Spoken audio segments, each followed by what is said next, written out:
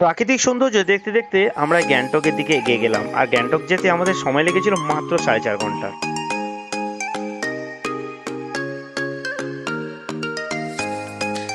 পরের দিন ভোর 6টার সময় ঘুম ভেঙে গেল, হাতে এক কাপ চা নিয়ে দরজা খুলেই ব্যালকনিতে গেলাম। আর ব্যালকনিতে গিয়েই দেখি, ও জাস্ট মাথাটা ঘুরে গেল। তোমরাও একবার দেখো, চারিদিকটা কি যে অপূর্ব লাগছিল কি বলবো। সেই জন্যই হয়তো আমরা বাঙালিরা সবার আগে ঘোরার জন্য পাহাড়টাকে বেছে নিই। এই জন্যই হয়তো জন রাস্কিন বলেছেন, পর্বত হলো সমস্ত প্রাকৃতিক দৃশ্যের শুরু এবং শেষ। ঘরের ভিতর ঢুকিয়ে দেখি বিছানা এলোমেলো, একজন বসে আছে, একজন নাচ করছে, আর একজন মেকআপ করছে। বুঝতে পারলাম না এটা হচ্ছেটা কি। তারপরে বুঝলাম আমরা ঘুরতে বেরাবো, তাই জন্যই সবাই মেকআপ চলছে ঘরের ভিতর। সুমন আমাকে 2 আঙুলের ইশারায় কি যেন একটা দেখানোর চেষ্টা করলো। তারপরে ক্যামেরাটাকে বিছানার দিকে ঘুরতেই আমার তো চক্ষু চোরক গাছ। ওরে বাবা, এটা বিয়ের মেকআপ চলছে না ঘোড়ার মেকআপ চলছে সেটাই বুঝতে পারলাম না। তারপরে বুঝলাম ও বাবা, 3জন মেয়ের মেকআপ চলছে। তারপরে সুমন আমাকে কি যেন বলেই হঠাৎ করে মুখ ভেঙালো। যাই বলো, সবাই মিলে ঘুরতে যাওয়ার মজাই একটা আলাদা, বিশেষ করে শাড়িদের সাথে।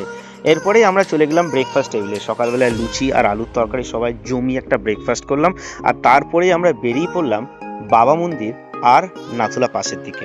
গ্যাংটকে তেমন একটা ঠান্ডা ছিল না। যাই হোক, আমরা সবাই গাড়িতে বসে পড়লাম। পিছনে দিগ্জয়া, ইন্দ্রাণী, মাঝখানে রিম্পা, সুমনা আর গ্লিনা, আর সামনে আমি বসে পড়লাম।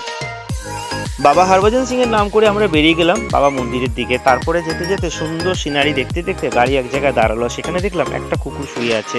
সত্যি সিকিমের কুকুরগুলো খুবই ফ্রেন্ডলি হয়। আমরা যত উপরে যেতে লাগলাম ঠান্ডাটা ততটাই যেন বেড়ে গেল, আর চারিদিকে ওয়েদারটা পুরোটাই ক্লাউডি ছিল। কি দারুণ লাগছিল বলে হয়তো বোঝাতে পারবো না। সত্যি পাহাড় যারা ঘুরেছে তারাই হয়তো জানে পাহাড় যতটা সুন্দর ততটাই হয়তো ভয়ঙ্কর। বাবা মন্দির যেতে যেতে আমরা একটা জায়গায় হোল্ড করলাম, আর সেইখানে সৌন্দর্যটা এতটাই সুন্দর ছিল যে ভাষায় প্রকাশ করতে পারবো না। আর তার পাশেই ছিল একটা সুন্দর ফলস। এই সিকিমে এরকম ফলস অনেক দেখা যায়। যাই হোক, এই ফলসটা খুবই সুন্দর ছিল। আবার আমরা এগিয়ে গেলাম বাবা মন্দিরের দিকে। চারিদিকটা কি যে অপূর্ব লাগছিল কি যে বলবো। যাই হোক, চারিদিকটা ক্লাউডি ওয়েদার। ডান দিকে আমাদের একটা লেক ছিল, লেকটার নামটা ঠিক আমার জানা ছিল না। যতই এগিয়ে যাচ্ছিলাম ততই যেন এক্সাইটমেন্টটা আরো বেড়ে যাচ্ছিল কখন বাবা মন্দির আমরা পৌঁছাবো। প্রাকৃতিক সৌন্দর্য দেখতে দেখতেই কিছুক্ষণের মধ্যে পৌঁছে গেলাম আমরা বাবা মন্দিরে, বাবা হরভজন সিং এর মন্দিরে। আর দূর থেকে চোখে পড়লো পৃথিবীর সব থেকে সুন্দর পতাকা, ভারতীয় পতাকা, ইন্ডিয়ান ফ্ল্যাগ। সত্যি কথা বলতে এই পতাকাটা উঠতে দেখলে একটা কথাই মনে পড়ে, সারে জাহাঁ সে আচ্ছা হিন্দুস্তান হামারা, হাম বুলবুলে হ্যাঁ ইসকি এক গুলসিতা হামারা। ফাইনালি আমরা পৌঁছে গেলাম বাবা হরভজন সিং এর মন্দিরে। সামনে যে শেডটা দেখছো এটাই হলো মন্দির, আর তার পাশেই ছিল আমাদের ইন্ডিয়ান ফ্ল্যাগ। বাবা হরভজন সিং আমাদের ইন্ডিয়ান আর্মির কাছে একজন ভগবানের মতন। বাবা হরভজন সিং এর অনেক গল্প আছে, এই ছোট্ট ব্লগের মধ্যে সেটা বলা সম্ভব না।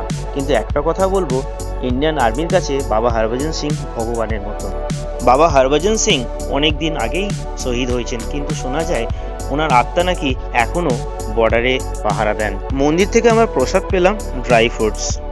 বাবা মন্দির দেখার পর আমরা রওনা দিলাম নাথুলা পাসের দিকে। আর নাথুলাও যেতে যেতেই আমাদের চোখে পড়লো চারিদিকে বরফে যেন ঢেকে গেছিল। আমরা প্রচন্ড এক্সাইটেড ছিলাম।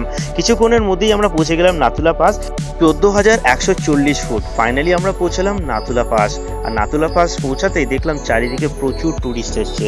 আনফর্চুনেটলি আমরা বেশি দূর যেতে পারলাম না, কারণ ওয়েদারটা প্রচন্ড খারাপ হয়ে গেছিল। যেমনি ঠান্ডা তেমনি ক্লাউডি। আমাদের আনফর্চুনেটলি আমরা চায়না বর্ডারটা দেখতে পেলাম না। চায়না বর্ডার দেখতে পাইনি তাতে কি হয়েছে, এদিকে আমরা বিশাল আনন্দ করলাম। এদিকে দিগ্জয়, রিম্পা, সুমনা সবাই মিলে আমরা বরফ ছোড়াছুড়ি করলাম। ওদের যত যেন বরফ আমার দিকেই ছুটছিল। এইদিকে রিম্পা আমার দিকে বরফ ছুড়লো, ওদিকে সুমনা, ওদিকে দিগ্জয়, সবাই মিলে আমার দিকেই বরফ ছুটছিল। আর আমি কোনো রকমে মোবাইলটাকে বাঁচিয়ে ভিডিওটা করছিলাম। সত্যি কথা বলতে আমরা দারুণ এনজয় করলাম বরফ।